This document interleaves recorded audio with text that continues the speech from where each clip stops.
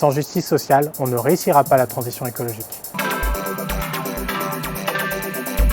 Pour atteindre nos objectifs de transition écologique, il faut stopper la consommation d'énergie fossile dans les 10 à 15 ans. Elles sont désastreuses pour le climat, mais sont aussi une prison économique pour ceux qui subissent les hausses du prix du pétrole et du gaz. La montée en puissance de la fiscalité écologique équitable permettra de donner son vrai coût à la pollution. C'est donc un levier puissant pour que les entreprises et les ménages contribuent à cet engagement collectif. Mais il n'y aura pas de fiscalité acceptable sans équité sociale.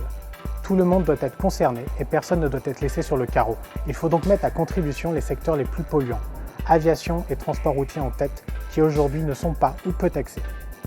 Cette non-taxation revient à financer la pollution à hauteur de 11 milliards d'euros par an.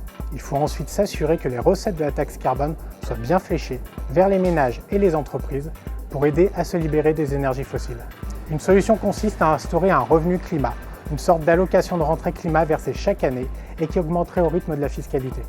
Il serait destiné aux foyers qui n'ont pas les moyens de faire autrement. Sans réduire l'incitation à changer, cela donnerait à chacun le temps d'agir sans être mis en difficulté. Il reste à l'État d'aller plus loin en proposant un plan Marshall pour aider les gens à isoler leur logement et changer le moyen de transport. La fiscalité carbone peut être socialement juste. Elle doit être prévisible et l'utilisation de ces recettes doit être transparente. C'est une des conditions afin d'instaurer la confiance qui est nécessaire pour co-construire une transition écologique et solidaire.